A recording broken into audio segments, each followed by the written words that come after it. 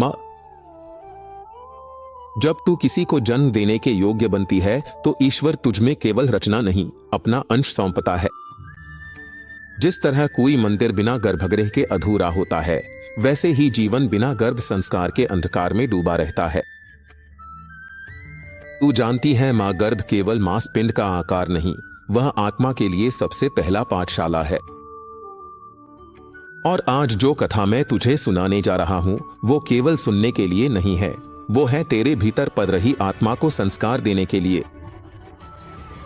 यह कथा है उस ऋषि की जिसका शरीर जन्म से ही विकलांग था, पर वो आत्मा सीधी, स्थिर, तेजस्वी थी, जिसने गर्भ में रहकर ही वेदों के अर्थ पर प्रश्न करना शुरू कर दिया था, जिसने अपने पिता के श्राप को भी अपना पहला तप माना और जिसे संसार जानता है ऋषि अष्टावक्र के नाम से। माताओं, कथा को आरंभ करने से पहले आपसे एक छोटा सा निवेदन है कि कृपया वीडियो को एक लाइक करके चैनल को सब्सक्राइब जरूर कर लीजिएगा, क्योंकि आपका एक लाइक और सब्सक्राइब हमें और भी अच्छे कंटेंट लाने के लिए प्रेरित करते हैं। और कमेंट में इस कथा के बारे में अपनी राय जरूर दीजिएगा। धन्यवाद। तो चलिए अब हम कथा की ओर बढ़ते हैं। बहुत प्राचीन समय की बात है मां, जब ऋषियों के आश्रमों में पैरों की छाव तले शांतियों का वास होता था, जहां संध्या की वेला में गायत्री मंत्र हवा में तैरते थे। उसी काल में एक महान गुरु थे ऋषि उडालक। ऋषि उडालक ने वेदों को केवल कंठस्थ नहीं किया था, उन्होंने उन्हें जिया था। उनकी एक पुत्री थी सुजाता, शांत, संयमी, विदुषी, एक ऐसी स्त्री जिसके विचार में भी तप था। जब समय आया तो उडालक ने अपनी कन्या का विवाह अपने ही श्रेष्ठ शिष्य कहोर से कर दिया। कहोर, जो वेदों के गंभीर ज्ञाता थे, भीतर कहीं अपने ज्ञान पर गर्व भी रखने लगे थे। कुछ समय बाद सुजाता गर्भवती हुई। मां, इस बात को तू ध्यान से समझ, वो कोई साधारण गर्भ नहीं था, जैसे कोई ऋषि पुनः जन्म लेने को आया है। सुजाता ने नित्य वेद, श्रवण और ध्यान का क्रम नहीं छोड़ा। प्रातः स्नान के बाद वह कहोर के साथ बैठती, शास्त्रों को सुनती और हर शब्द को अपने गर्भ में पल रहे शिशु तक भावनाओं से पहुंचाती। एक दिन जब कहोर वेद मंत्र पढ़ रहे थे, सुजाता ध्यान से सुन रही थी, पर तभी उन्होंने अनुभव किया कुछ कंपन हुआ है। गर्भ में धीरे से किसी चेतना ने जैसे कह दिया हो। मंत्र का उच्चारण अशुद्ध था। कहोर रुक गए, फिर पढ़ा, फिर वही कंपन, तीसरा अक्षर दोषपूर्ण था। कहोर अब असहज हो उठे, या यह कोई भ्रम है, या सचमुच गर्भ में कोई चेतना मुझसे संवाद कर रही है। फिर कहोर बोले, जो गर्भ में रहकर मुझे टोक रहा है वो कितना अभिमानी होगा। जन्म के बाद उनकी आंखों में एक क्षण के लिए विद्वता की जगह अहम आ गया। उन्होंने क्रोध में कहा, तू जो अभी से मुझे वाद विवाद में ललकार रहा है, तू जन्म लेगा अष्टो अंगों से वक्र होकर तू होगा। अष्टावक्र मां, अब जरा सोच। एक मां जिसने अपने भीतर ध्यान और तप के साथ एक चेतना को पोषित किया हो, उसे यह श्राप सुनकर कैसा लगा होगा। उसने रोया भी नहीं, आं भी नहीं भरी। उसने अपने पेट पर हाथ रखा और कहा, पुत्र, शरीर वक्र हो तो क्या हुआ, अगर आत्मा सीधी हो तो संसार भी झुक जाता है। उस दिन के बाद से सुजाता ने अपनी साधना को और भी प्रखर कर दिया। वो कहती थी, हे शिशु, तेरा शरीर चाहे कैसा भी बने, मैं तुझे ऐसा ज्ञान दूंगी कि तू जगत गुरु बन जाएगा। अब उसकी वाणी में लोरी नहीं, मंत्र गूंजते थे। उसके मन में डर नहीं, श्रद्धा थी। उसके आहार में स्वाद नहीं, संयम था। और तब से गर्भ में कोई शिशु नहीं पल रहा था। एक ऋषि तैयार हो रहा था, शरीर बन रहा था, पर आत्मा तो पहले दिन से जागृत थी। वो मां अब केवल मां नहीं रही, वो खुद एक तपस्विनी बन गई थी। जिस मां की गोद कभी लोरी के लिए जानी जाती थी, अब वहां वेद की ध्वनि गूंज रही थी। उसके जीवन में अब कोई शिकायत नहीं थी, कोई डर, कोई चिंता नहीं थी। बस एक विश्वास था कि जो आत्मा उसके गर्भ में आई है, वो इस संसार में कोई साधारण बालक बनकर नहीं आएगी। वो सत्य को बोलेगा, धर्म को सीने में धारण करेगा और ज्ञान को उसकी असली जगह दिलाएगा। हर दिन सुजाता सूर्य की पहली किरण के साथ उठती, वो स्नान कर तुलसी के पास बैठती, हाथ जोड़कर कहती, हे नारायण, मेरा मन पवित्र करो, क्योंकि जो मैं सोचूंगी वही मेरे शिशु की आत्मा में बहेगा। फिर वो धीमे स्वर में वेदों के मंत्र दोहराती। उन मंत्रों में कोई शोर नहीं होता था, बस एक गूंज होती थी, जैसे कोई मां अपने गर्भस्थ बालक से बात कर रही हो। वो हर चीज का ध्यान रखती, वो क्या खा रही है, क्या सुन रही है, किससे बात कर रही है। हर चीज उसकी साधना का हिस्सा बन गई थी। और उधर गर्भ में पल रहा वो बालक, जिसे संसार आने वाले वर्षों में ऋषि अष्टावक्र के नाम से जानेगा, हर चीज को अपने भीतर उतार रहा था। वो मां की सांसों से संयम सीख रहा था, उसकी वाणी से शांति, उसकी आंखों के भावों से करुणा। समय बीतता गया, मां का शरीर भारी होने लगा, पर उसका मन और हल्का और शांत। वो जानती थी कि जन्म का क्षण पास है और उसी के साथ पास आ रहा है एक ऐसा बालक जो देखने में भले वक्र हो, लेकिन जिसकी आत्मा सीधी होगी, दर्पण जैसी साफ। फिर वो रात आई, चंद्रमा की रोशनी जैसे कुछ कह रही थी। आश्रम में सब सोए थे, पर सुजाता जाग रही थी।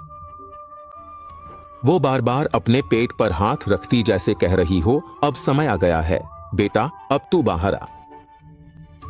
तू जो भीतर से बोलता था, अब तुझे संसार भी सुने। धीरे धीरे पीड़ा शुरू हुई, पर वो चीखी नहीं, वो घबराई नहीं, वो बस आंखें बंद करके गायत्री मंत्र का जाप करती रही। और फिर एक दिव्य क्षण में उसने अपने पुत्र को जन्म दिया।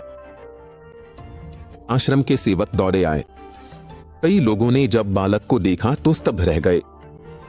उसके शरीर के अंग सीधे नहीं थे, हाथ थोड़ा मुड़ा हुआ, पैर असामान्य ढंग से झुके हुए, पीठ में हल्का वक्रपन। कोई कुछ कह नहीं पाया। किसी की आंखों में आश्चर्य था, किसी के चेहरे पर सहानुभूति, और कुछ ने तो सिर झुका लिया, जैसे सोच रहे हों कि यह बच्चा तो। लेकिन मां सुजाता की आंखों में न दुख था न हैरानी। उसने बालक को गोद में लिया, अपनी आंखों से आंख मिलाई और मुस्कुराकर कहा, तू वैसा ही आया है जैसे तू भीतर था। तेरी देह में कोई दोष नहीं बेटा, तेरी आत्मा सीधी है, शुद्ध है, और यही सबसे बड़ा सौंदर्य है। फिर उसने बच्चे को स्नान कराया, हल्दी और गंगाजल से उसका स्पर्श किया और धीरे धीरे उसके कान में कहा, नमः भगवते वासुदेवाय। उस मंत्र के साथ जैसे पूरे वातावरण में कुछ बदल गया। हवा कुछ ठहर सी गई, पत्तियां कम झूमी, पंछी चुप हो गए। उस क्षण कोई समझ सकता था कि एक साधारण जन्म नहीं हुआ, कोई ऋषि इस संसार में उतर आया है। सुजाता ने उसे कपड़े में लपेटकर अपने सीने से लगाया और रात भर उसके माथे को सहलाती रही। उसके भीतर डर नहीं था, बस शांति थी। उसने कहा, लोग तुझे देखकर तेरी देह को पहचानेंगे, पर मैं तुझे तेरी आत्मा से जानती हूं। तू मेरे प्रश्नों का उत्तर बनकर आया है। मैं तेरा नाम रखती हूं अष्टावक्र, क्योंकि तू वक्र देह में आया है, पर तुझ में सीधा ज्ञान बसता है। कुछ दिनों में अष्टावक्र धीरे धीरे बड़ा होने लगा। उसकी चाल अलग थी, वो दूसरे बच्चों की तरह भागता नहीं था, कभी कभी गिर जाता था, पर कभी शिकायत नहीं करता था। वो अपनी मां की आंखों में देखता और सब समझ जाता। वो दिन भर बैठा बैठा मिट्टी में रेखाएं खींचता, कभी कुछ बोलता नहीं। लेकिन जब बोलता तो उसकी बात में ऐसा गहरा अर्थ होता कि बड़े बड़े विद्वानों को मौन करा दे। एक दिन उसने सुजाता से पूछा, मां, सब मुझे देखकर रुक क्यों जाते हैं? सुजाता ने कहा, क्योंकि तू उन्हें उनकी आत्मा की ओर मोड़ता है। बेटा, तेरी देह उन्हें याद दिलाती है कि पूर्णता केवल बाहर नहीं होती, भीतर होती है। उसने फिर पूछा, मां, मैं ऐसा क्यों हूं? सुजाता ने उसकी आंखों में देखकर कहा, क्योंकि तू प्रश्न बनकर आया है जिसे उत्तर बनाना है। क्योंकि तू सत्य है जो दुनिया को उसके अहंकार से जगाने आया है। अष्टावक्र चुप हो गया। वो माँ की बातों को अपने भीतर रखता और फिर अपने तरीके से उन बातों से खेलता, जैसे वो हर वाक्य को तप में बदल देता। उसका बचपन शोर से नहीं भरा था, वो शांत बचपन था, पर हर दिन किसी तपस्वी की तरह बढ़ता था। अब अष्टावक्र धीरे धीरे वह आयु पा रहा था जहां बालक बोलने लगता है और संसार को देखना शुरू करता है। पर अष्टावक्र का देखना साधारण नहीं था। वो देखता था लोग क्या कहते हैं, पर उससे ज्यादा वो देखता था लोग क्या छुपाते हैं, और वो सब कुछ बिना बोले समझ जाता था। अब उसके भीतर धीरे धीरे एक नया भाव जन्म ले रहा था, जिज्ञासा का, और यही जिज्ञासा उसे एक दिन उस रास्ते पर ले जाएगी जहां वह शास्त्रों के नाम पर हो रहे अन्याय को सीधा करेगा और अपने उस पिता के लिए वह सम्मान लौटाएगा जिसे वह आज तक कभी छू भी नहीं पाया। शिशु अब धीरे धीरे बड़ा हो रहा था। उसकी चाल भले ही धीमी हो, लेकिन उसकी सोच बहुत तेज थी। वह जिस भी चीज को देखता उसने अर्थ खोजता, और जब अर्थ मिल जाता तो मौन हो जाता।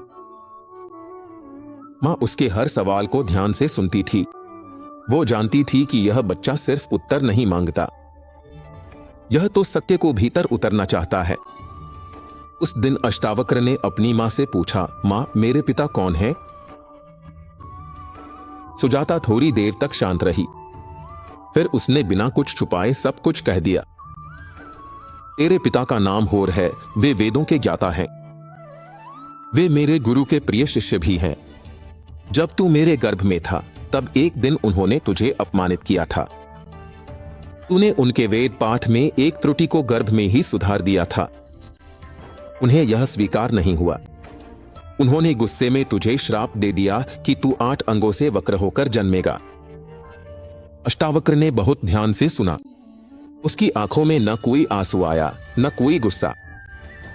उसने केवल एक सवाल पूछा, मां, क्या वे आज भी ऐसा मानते हैं कि जो गर्भ में तर्क करे वह श्राप का पात्र है? मां चुप थी। और क्या आज भी वो मुझे अपना पुत्र मानते हैं? मां ने धीरे से सिर झुका लिया। अष्टावक्र ने कोई प्रतिक्रिया नहीं दी। वह उठा और तुलसी के पास जाकर बैठ गया। वह देर तक चुपचाप आकाश की ओर देखता रहा। फिर धीरे से उसने मां से कहा, मां, यदि कोई मुझे अपमान दे और मैं उसे अपमान लौटाऊं तो मैं भी वही बन जाता हूं जो वह है। लेकिन अगर मैं उसे उत्तर दूं तो शायद वह अपने भीतर का अंधेरा भी देख सकेगा। मैं जवाब दूंगा मां, पर अपने शब्दों से नहीं, अपने ज्ञान से। उस दिन पहली बार सुजाता को लगा कि यह बालक अब केवल उसका पुत्र नहीं रहा।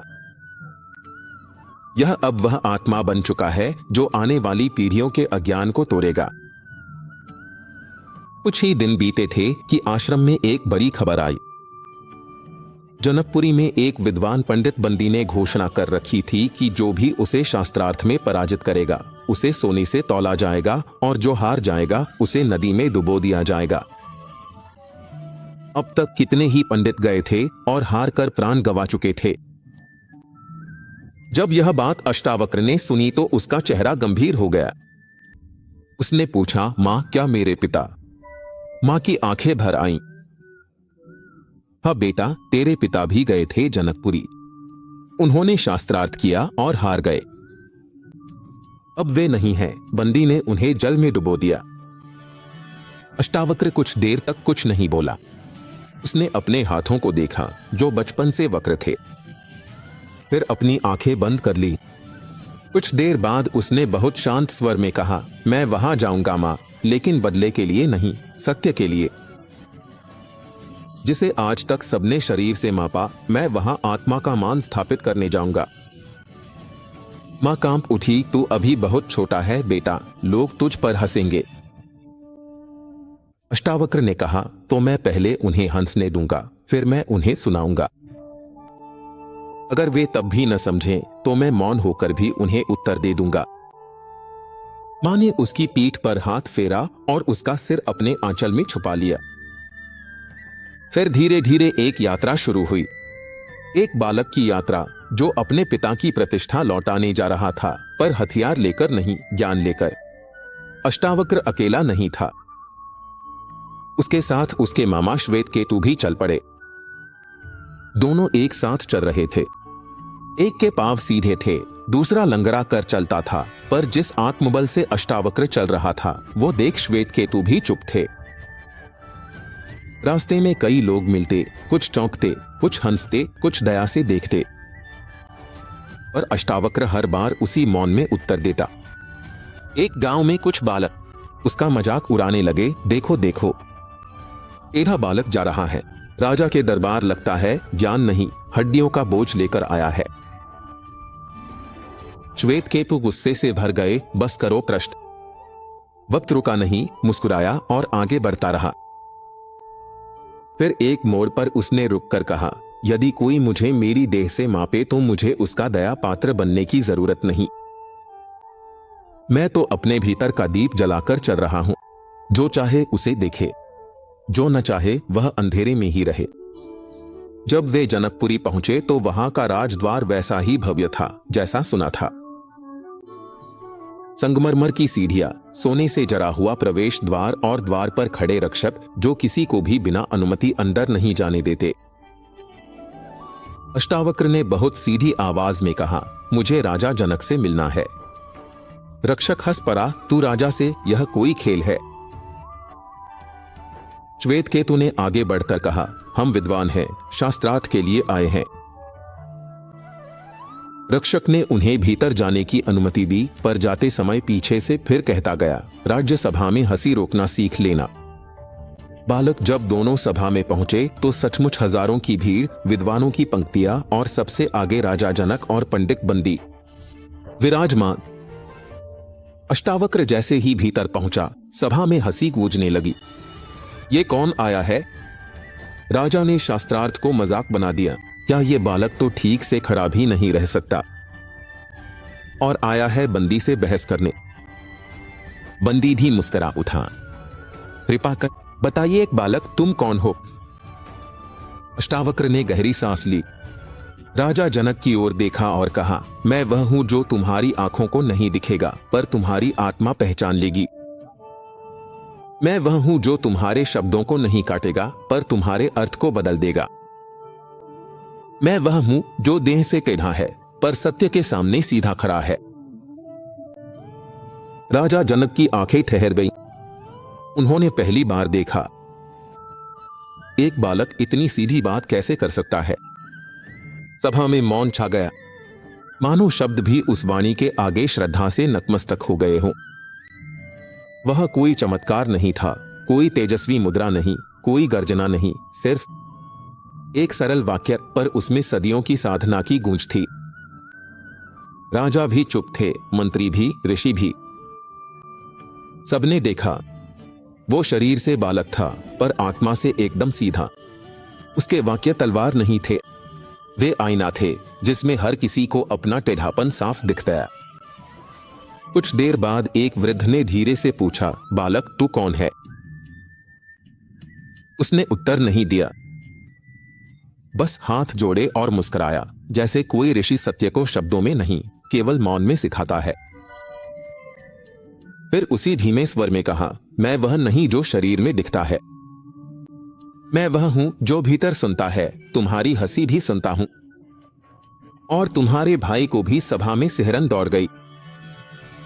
वो बालक आगे बढ़ा, 11 को देखता गया, हर चेहरे को पढ़ता गया और कहता गया, तू न्याय की बात करता है पर भीतर तुझ में लालच की दरारें हैं। तू धर्म का वस्त्र पहनता है पर भीतर तेरे इरादे मैले हैं। तू ज्ञान का परिचय देता है पर अपने ही हृदय की चुप्पी से अभिजन है। अब वह राजा के सामने था। राजा ने पूछा, क्या तू मुझे भी देख सकता है? बालक कुछ क्षण मौन रहा, फिर बोला, राजा होना आसान है, राजा की तरह सोचना कठिन है। तेरा मुकुट सोने का है पर क्या मन भी उतना ही उजला है? राजा की दृष्टि झुक गई। यह बालक कोई साधारण वाचक नहीं था, वो आत्मा को पढ़ता था। वो स्पर्श नहीं करता था पर भीतर तक छू जाता था। सभा अब उसे देखने नहीं, अपने भीतर झांकने लगी थी। एक वृद्ध ऋषि ने भर्राए स्वर में कहा, हे बालक, तेरी यह बुद्धि, यह दृष्टि क्या ये जन्मजात है? बालक ने उत्तर दिया, नहीं, यह मुझे माँ के गर्भ में मिली थी।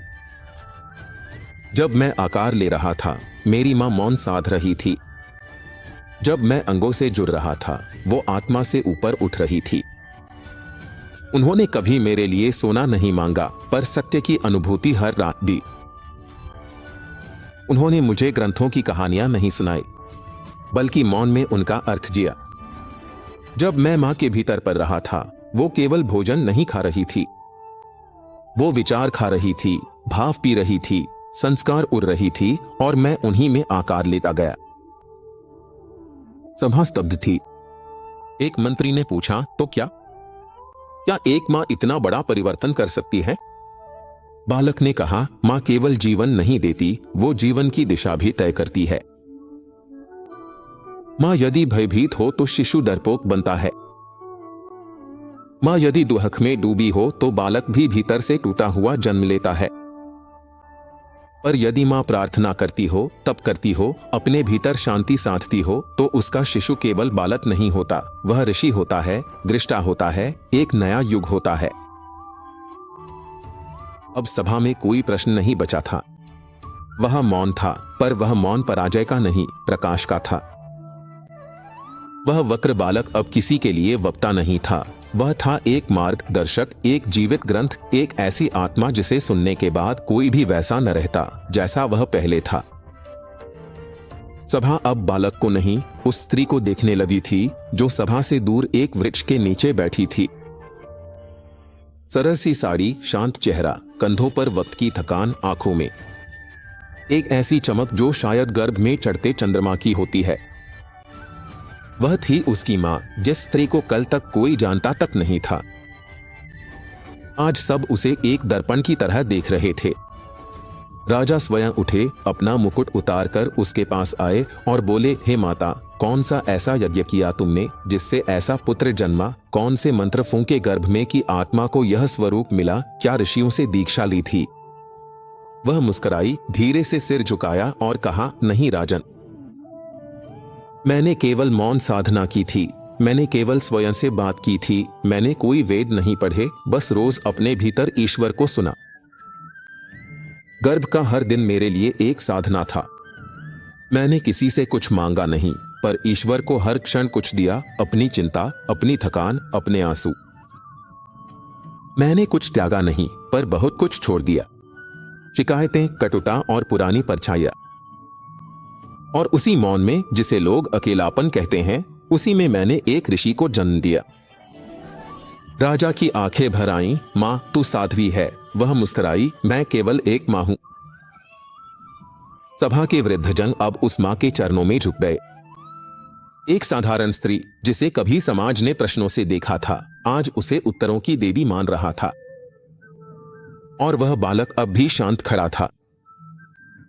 न कोई गर्व, न कोई ग्लानि, बस आंखों में एक शांति थी, जैसे कोई आत्मा अपने स्रोत से जुड़ चुकी हो। उसी क्षण सभा के द्वार पर हलचल हुई। एक व्यक्ति दौड़ता हुआ भीतर आया, मिट्टी से सना हुआ, आंखों में घबराहट, हाथ कांपते हुए। वो बालक के पिता थे।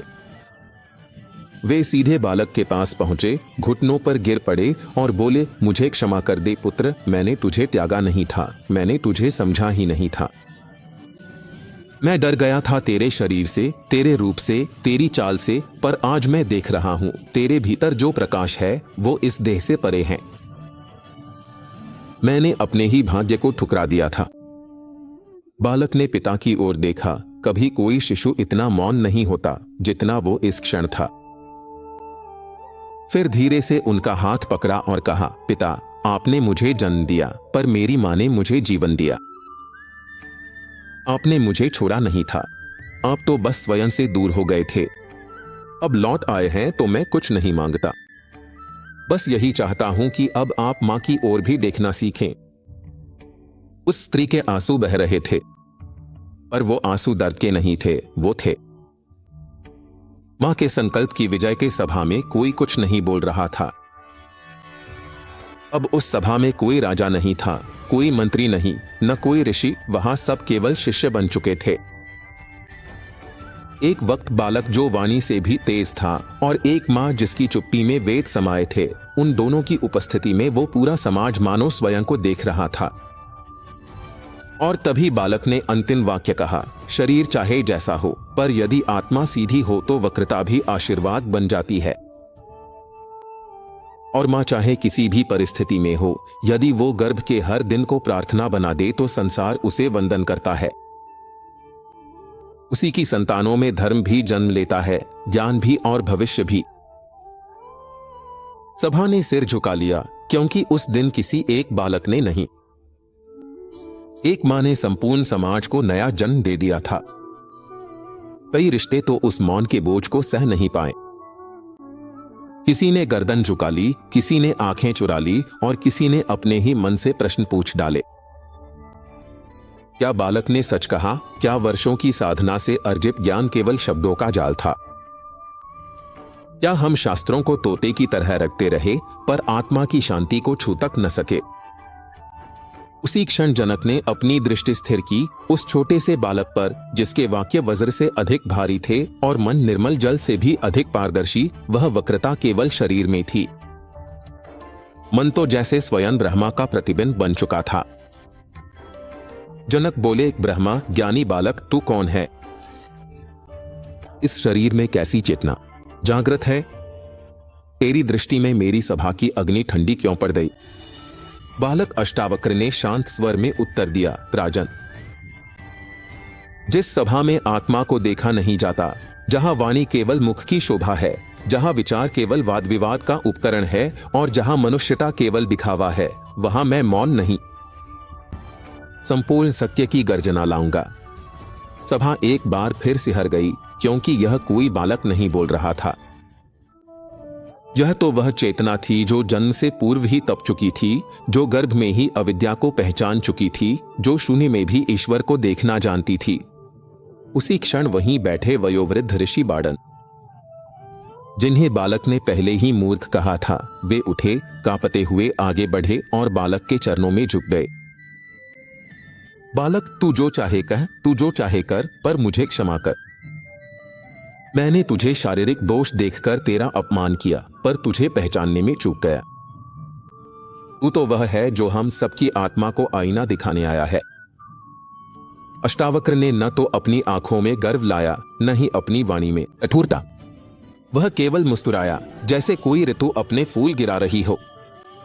और तभी राजा जनक बोले, ऋषियों, विद्वानों, ब्राह्मणों और आत्मनिष्ठ जनों, आज इस बालक ने हमें सिखाया है कि उम्र, वाणी, वेदों की गिनती और ग्रंथों की गहराई सत्य की पहचान नहीं है। सत्य वह है जो आत्मा को छू ले, जो मन में मौन कर दे, जो जीवन को जागृत कर दे। मैं आज इस बालक से ही ज्ञान लूंगा। यह कहते ही उन्होंने सिंहासन छोड़ दिया, भूमि पर बैठ गए और अष्टावक्र को आमंत्रित किया। हे ब्रह्मज्ञानी, आज से तू मेरा गुरु है।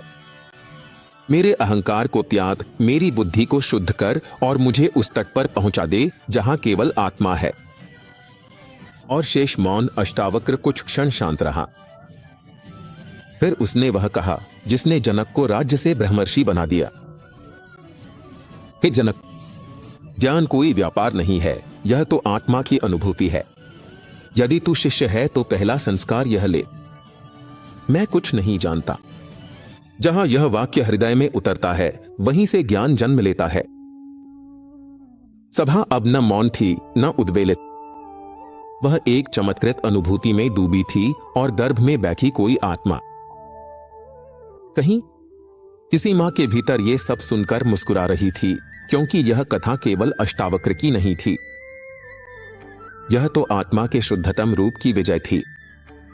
जिस सत्य को बड़े बड़े मनीषी शब्दों में बांध न सके, उसे एक मां ने अपनी आंखों की नमी से कह दिया था।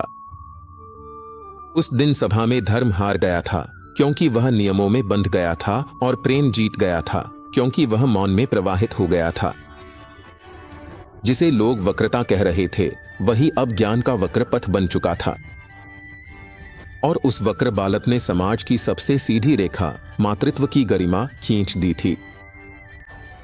कई दिन बीत गए, वह बालक अब धीरे धीरे बड़ा हो रहा था। उसकी चाल में अब भी वक्रता थी, पर उसकी दृष्टि में एक साधु जैसी गंभीरता थी। सवाल अब भी बहुत थे उसके भीतर, पर क्रोध नहीं था। बस जिज्ञासा थी, जो किसी आग की तरह नहीं बल्कि किसी दीपक की तरह शांत और स्थिर जल रही थी। उसकी मां अब भी प्रतिदिन संध्या को आश्रम के एक कोने में बैठकर गर्भ के दिनों की स्मृतियां दोहराती थी। कैसे हर दिन वह वचन बोलती थी, कैसे हर संकल्प के साथ उसने इस आत्मा को आकार दिया था। उसके भीतर एक ऋष पल रहा था, यह तो वह पहले दिन से जानती थी, पर अब वह इस बात की साक्षात पुष्टि हर दृष्टि में, हर मन में, हर उत्तर में देख रही थी। और एक दिन अष्टावक्र ने मां से पूछा, मां, क्या आत्मा भी चल सकती है या बस शरीर ही गतिमान होता है? मां चौंकी नहीं। उसने बस मुस्कुराकर कहा, आत्मा ही तो गति है पुत्र, शरीर तो बस रथ है। चलता वही है जिसमें भीतर का सार ही जागा हो। अष्टावक्र शांत रहा, पर मां जान गई थी उसके पुत्र ने एक और द्वार खोल लिया है। वो दिन दूर नहीं था जब अष्टावक्र अपने जीवन के सबसे बड़े पड़ाव की ओर बढ़ रहा था, राजा जनक की सभा। लेकिन क्या यह इतना सरल था? नहीं, उससे पहले उसे समझनी थी उस शून्य की भाषा जो केवल मन में ही सुनाई देती है। और इसलिए वह निकला अपने भीतर की यात्रा पर, पर्वतों के पास, जलधाराओं के किनारे, कभी वृक्षों की छाव में तो कभी खुले आकाश के नीचे अष्टावक्र बैठता था और अपने भीतर प्रश्न करता था, मैं कौन हूं? क्या मेरी पीड़ा मेरा सत्य है? क्या जो टेढ़ा है वह अधूरा है या वही पूर्ण है? क्योंकि उसने सब कुछ अपने भीतर समेट लिया है। उसकी साधना अब मौन में थी, उसकी तपस्या दृष्टि में, और उसकी मां हर दिन उसके लौटने की प्रतीक्षा में एक नया मंत्र रच रही थी। हे ब्राह्मण, जो इस आत्मा को शरीर से नहीं परम ज्ञान से जानता है, वही तो मेरे पुत्र की पहचान है। अष्टावक्र अब पूर्ण हो चुका था, नहीं शरीर से नहीं पर आत्मा, और तभी उसे निमंत्रण मिला। राजा जनक की राजसभा में शास्त्रार्थ हेतु मां की आंखों में चमक थी, पर शब्द नहीं थे। वो जानती थी अब उसका पुत्र किसी सभा में नहीं जा रहा, वो समय के द्वार पर एक नया युग रचने जा रहा है। जिस सभ्यता ने शरीर की रेखाओं को ही प्रमाण माना, वही एक आत्मा की गहराई में डूबने जा रही थी। अगली भोर अष्टावक्र राज्यसभा की ओर निकला। कोई रथ नहीं, कोई सैनिक नहीं, बस एक वट वृक्ष की छाया में मां ने पुत्र के मस्तक पर भस्म का तिलक लगाया और कहा, जा पुत्र, आज तू नहीं बोले।